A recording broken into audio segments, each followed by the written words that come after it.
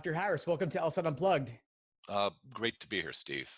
Thanks again for joining. So I always love speaking with you. It's always so informative. And I guess the biggest thing that students find interesting about what you have to say is that you've actually been on the other side at LSAC. You used to write actual LSAT prep test questions. Right. Yeah, a long time ago. Yes.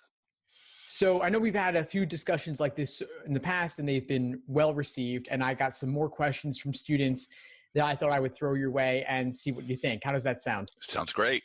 Excellent. All right. So the first question is, has there ever been a question that you wrote for the LSAT that you ever looked back on and you thought was unfair in some way or tougher than you initially intended it to be? Probably not, although I have no doubt that that was the case. Usually after I sent them off, I didn't give them that much more thought, but I know as a result of other test development projects that undoubtedly that was the case. And that's one of the nice things about having so many levels of editing with the LSAT. They do a really good job of smoothing out unexpected complications, et cetera. I remember that one thing you said to me in the past is that you actually wouldn't even necessarily recognize a question that you had drafted because LSAC changes it so much. Yeah, there are some times back when I was looking at some tests shortly after I wrote questions where I would have a sense of familiarity.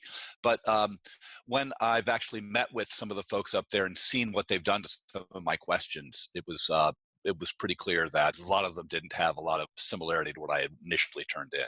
That's really something. So what exactly do they change about it from the initial draft? Is it the topic? Is it a slight wording difference? Is it the method of reasoning, the question stem? In my experience, now the ones that they've gone over with me, in my experience, they were usually the stimulus wasn't changed too much. The topic would be pretty similar, but they might decide that, oh, this really isn't as a good idea for a weakener or a strengthener. Let's make it an assumption instead. Or maybe the stimulus is better suited for a sufficient assumption than a necessary assumption. So not huge changes. I mean, very often there would be editing to answer choices. Make a distractor more attractive, less tricky, whatever. That's mostly what I remember. That makes a lot of sense. It seems to me also that the answer choices are kind of in a way the most difficult to write, and where the extra level of precision is kind of beyond what any single person could potentially do. It's kind of like it almost has to be done by committee or by a team. It's so easy to overlook ambiguities too. Alternative readings of things that, you get stuck into looking at something a certain way and you just can't even see the other readings. So it's very helpful to have so many layers of editing. Yeah. When you wrote LSAT questions, how did you start? Did you start with the stimulus? It would depend. It really would depend. I mean, sometimes you'd read something, maybe I'd read something in a magazine or hear something on the radio that would suggest maybe a flaw. Sometimes, which comes first, the music or the words, right? It's that question. Everyone was different. I mean, yeah, sometimes you would have an idea of what you wanted the key to look like. You had an idea as to, what flaw you wanted to exploit. And you'd have to come up with a stimulus to wrap around that. But more often than not, probably had a stimulus idea. Yeah, I think that makes a lot of sense. When it comes to the LSAT as a whole, what makes you think the LSAT is a good exam or a valid exam or a fair exam, assuming that you think it's all those things? Why is it used? Why is it important? And of course, then on the flip side, we can get to a bit later, how does the GRE compare? But first, the LSAT. Yeah, I think it is actually a pretty good test for a couple of reasons. First of all, they put a lot of care into its design and construction. You are really hard pressed to find an item that you don't think is valid if you go through their items. Secondly, I mean, I don't know how much time you spend hanging out with lawyers, but my experience is that they end up doing a lot of the kinds of stuff that the LSAT looks at. I mean, I think logical reasoning is just a masterful way to try to get at people's understanding of reasoning and natural language.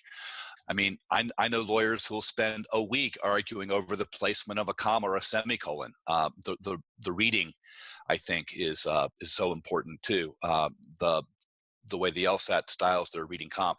Games, I don't know how really important that is. It probably tells you something about somebody, but it seems to me that the logical reasoning, especially, and the reading comp also, really get at what it is that most lawyers do, right, on a day-to-day basis. So I guess the next question that comes to mind then is, let's say we were to remove the logic games section in our ideal modified LSAT test form. What might we add instead if we added anything? So let's say we had 2 logical reasoning sections and a reading comp section. Would you add more logical reasoning or something else altogether? That's a great question. I never even considered that. Excellent question. What do you think? What would what would you add? Putting it back on me. I don't necessarily know either, but I just think it's fun to speculate about it a little bit. I'm thinking back to pre-1991. If you've seen those old LSAT items before the modern formation of the LSAT, they have this huge PDF. It's called something like a compendium of every type of LSAT question from 1948 to 1991. And they had general knowledge questions. They had sort of questions you might see on an IQ test with patterns. Right. And that sort of thing, or rearranging letters to make different words and stuff like that. And I don't know how valid that was, right? You see like in other countries, the common law admission test, like in India and the UK, I think in those exams, they have just random geography questions or capitals of nations and things like that.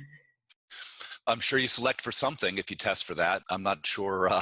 I'm not sure that those, you probably can select for people who went to certain schools and grew up in certain households.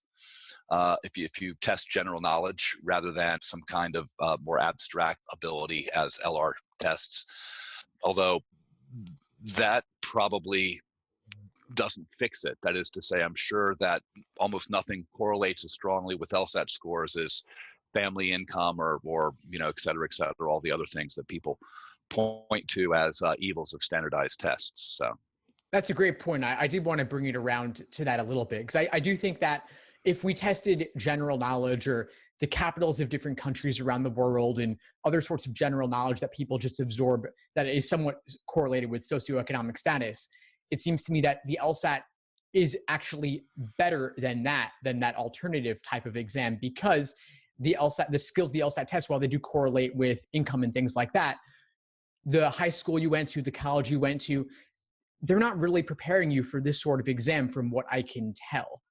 It's not testing math. It's not testing vocabulary in a straightforward manner. It's testing reasoning ability in these logic games. Most people haven't seen anything like that before.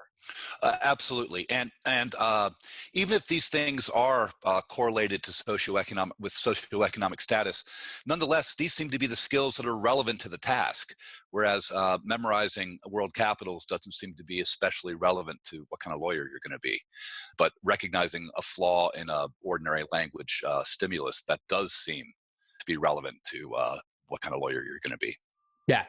Now I've seen that all the data suggesting that the LSAT as a whole correlates well with 1L grades, and they claim that from their analysis, I don't have the ability to fully dive into that, but their statistical analysis, they say that reasoning plus reading comp plus games is a better indicator than each one of those things in isolation.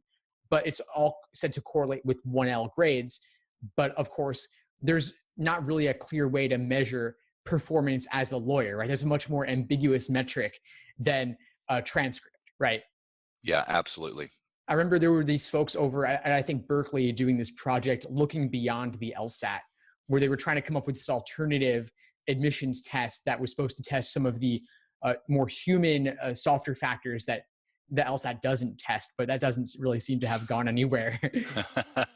Yeah, I didn't hear about that. Trying to find the human side to lawyers, huh? I bet that is an interesting project. Quite a project. Yeah, I'll have to send you the link on that. It was like, it's like 10 years old and it hasn't gone anywhere. But then on the flip side, surprisingly, the GRE has come around. Yeah, we've talked about this in the past, and I don't think anybody's getting into law school by taking the GRE who wasn't getting in by taking the LSAT. I don't know what exactly the GRE is supposed to test. It's hard to see that it fits very well with any particular professional or graduate path. It's not like it tests math really, because all the math that it tests was something that you learned by 8th or 9th grade. It doesn't really test vocabulary anymore. It's hard to say really what the GRE tests, in my opinion. Well, it's always looked to me kind of like it's just supposed to be a slightly more difficult version of the SAT, but maybe it's even not that. Yeah, I think SAT math, I think, is way harder than the GRE math.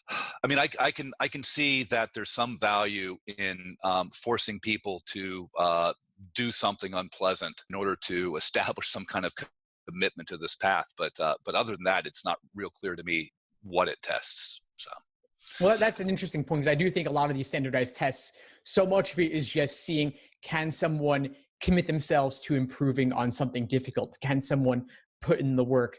Can they invest the time and make that, dedicate themselves to a difficult project that does involve some sort of book learning, right? yeah, I think that's right.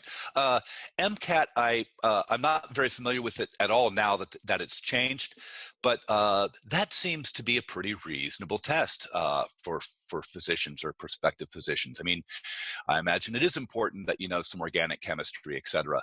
So that seems, at least to be a reasonable test. But I don't know what the GRE is supposed to be testing. So anyway. Have you looked at any of the data on the supposed claims about the GRE's correlation with 1L grades? Very briefly, in fact, you sent me some links to some of that stuff that I read way back when. I forget. It seemed to me that there was some kind of statistical fallacy in their conclusions. Refresh my memory. Yeah. They were looking. I know it was a couple of years back now when these changes first started happening. Harvard, once Harvard said they would take GRE scores, and a lot of other law schools followed suit. But Harvard was basically looking at top performers. Once again, someone who does Right. well in the GRE also can inevitably do well in the LSAT if they're ending up at Harvard, right? Because they could probably do well in any standardized test you throw at them. And they also probably have a quite high socioeconomic status. So it is all tied together in the end. They're desperate for students. Law schools are. I think the bottom. We're pulling out of the bottom. I think test administrations are up for the LSAT. I think the number of matriculants has increased over the last couple of years. But I can see why, especially the most competitive schools, would want to do something to try to attract a larger pool of applicants. And so it would make sense for the Harvards, Michigans, Texases, or whatever to try to do this. But the beneficiary is those top tier schools, not the applicant, it seems to me. Absolutely. Yeah. Any school taking the GRE, I guess, is benefiting in some way. They're getting more applicants. And so it's kind of good for them. They're getting more people coming through the door potentially. Yeah, right. Yeah. The crisis hasn't passed. If I'm not mistaken, an accredited law school or two has closed its doors over the last year or two. So I think that the crisis is still pretty acute. For many law schools, even if the number of students has started to tick back up. People ask me, is this a good time to go to law school? And I say, well, if you want to get in, it is. If you want a job, I'm not so sure. Yeah. But if you want to get in, it definitely is. So anyway. Well, I guess law schools might have to start opening themselves up. Maybe they'll start taking the MCAT or the GMAT. Well, speaking of tests that are on their last leg, the GMAT seems to really have been taken a hit from the GRE. A lot of business programs are taking the GRE now, accepting the GRE, and I know of some programs who waive the GMAT requirement for their own students who wish to get MBAs. So GMAT enrollments have plummeted, and I think GRE is a big part of that. And GMAT's also, I think, probably harder than the GRE. It actually contains some LSAT style questions, like with the critical reasoning. I think that data sufficiency item type. Yeah, I love data sufficiency. That's a stroke of genius. Yeah, I really like that. Yeah, you can take questions that you can form a question out of concepts that a third grader can understand and make it devilishly difficult. So yeah, I think that's a good test. Yeah. Yeah, for those who aren't aware, the data sufficiency, I believe, is asking you whether you have enough information to solve a problem aside from simply just solving it straightforwardly. Yeah, they'll give you a question, a yes/no question, or a question whose answer is a number, and they give you two statements, and you have to figure out whether statements alone or in combination are sufficient to answer that question uniquely. Yeah. Yeah, very cool stuff. Very cool stuff. Now, to bring back to the LSAT for a moment, it seems that it's tougher than these other exams in a lot of ways. And for that reason, we like it more and think it's a better indicator of what law school is like and what work as a lawyer may be like. Now, it does test some aptitude, but it's also learnable to some extent. What do you think? What do you think about that? Folks who aren't taking the LSAT within the next few months, one of the things that I recommend that they do is consider, most universities have this, a freshman level intro to philosophy class called reasoning and critical thinking, or some such.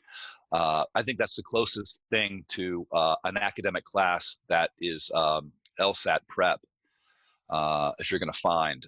And if I tell folks, figure out what book they're using in that class. Go to the library and pick any book within 6 feet of it that looks interesting to you. I think it is actually very learnable. A lot of this stuff.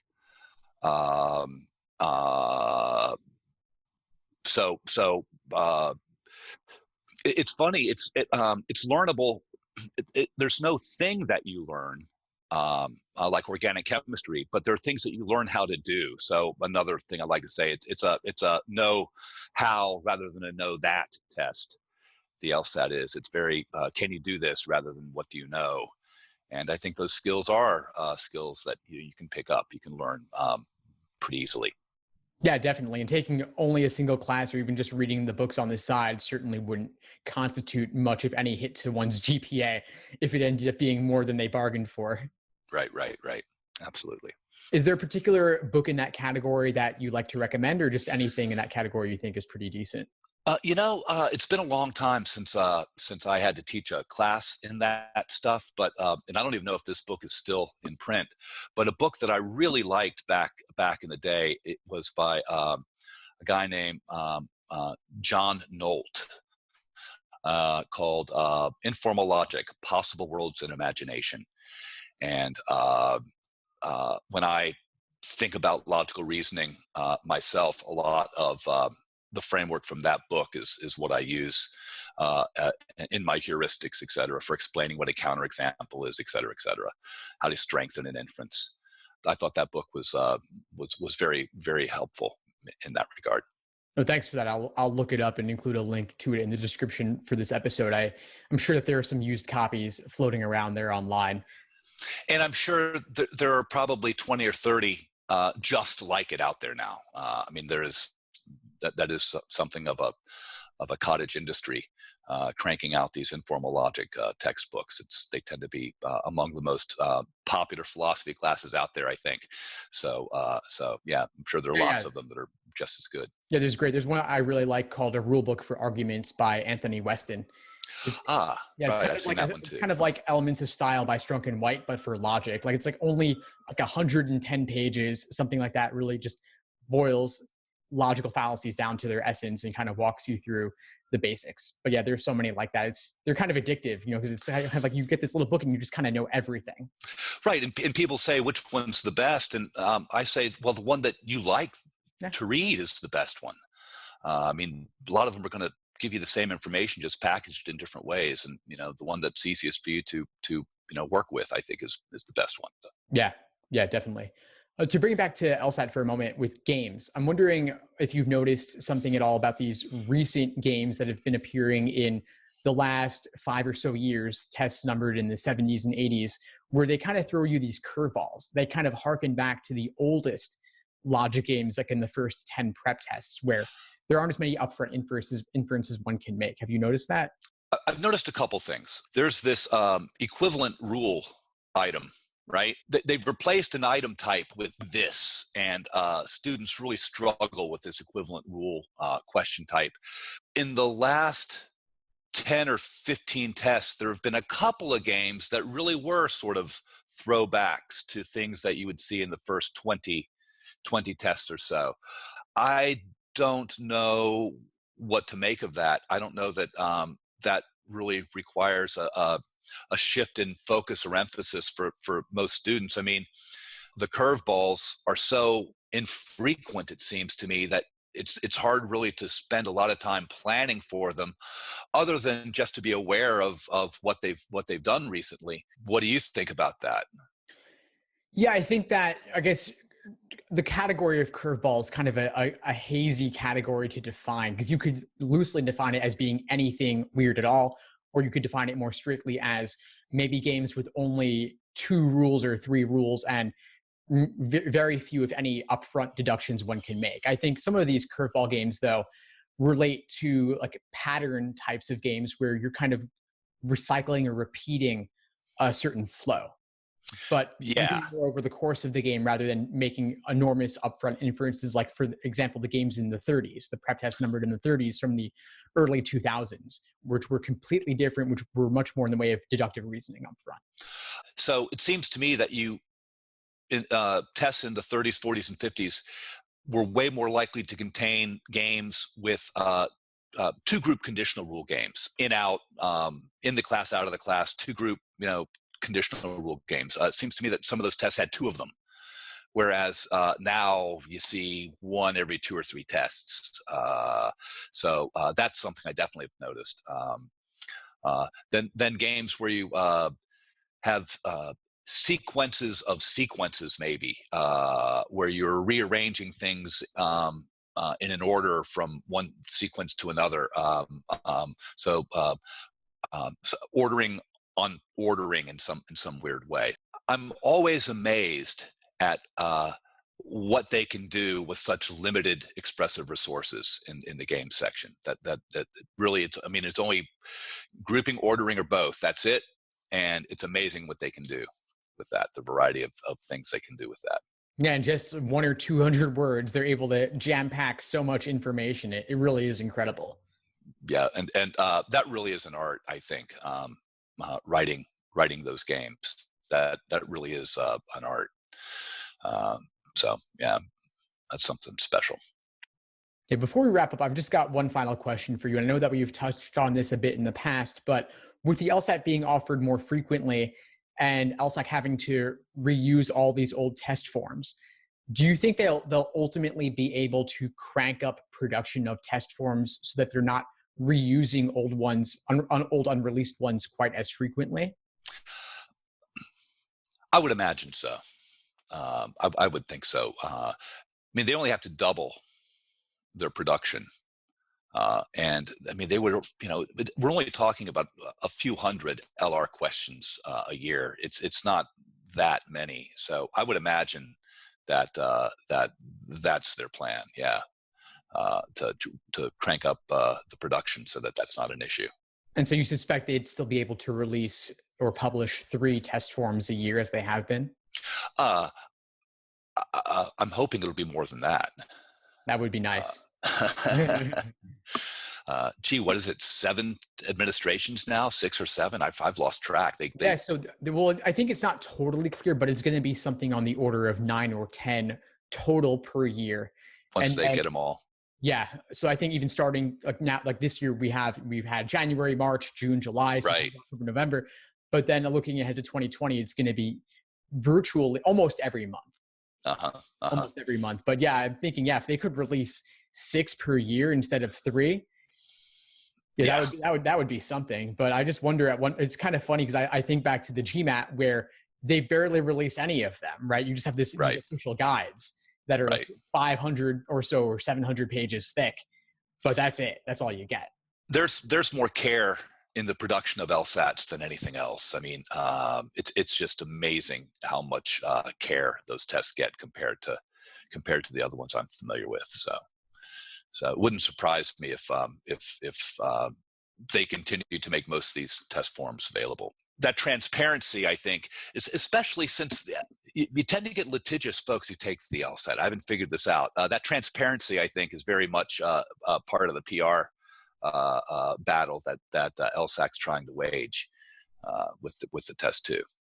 Yeah, well, it's nice. They do really stand by their test questions. I remember I've emailed them in the past, and I know a lot of other LSAT instructors have as well, asking for clarification on a particular item.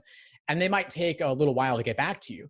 But when they get back to you, they're giving you like a couple thousand words or more, explaining in detail their exact thought process and justification for why the credited response is what it is. It really is remarkable. Yeah, it really is. Yeah, lot of really smart people put a lot of work into that test. Yeah. Yeah, incredible respect for what they do, and it's great to have connected with you today, since you were at least part of the process of making these test forms happen.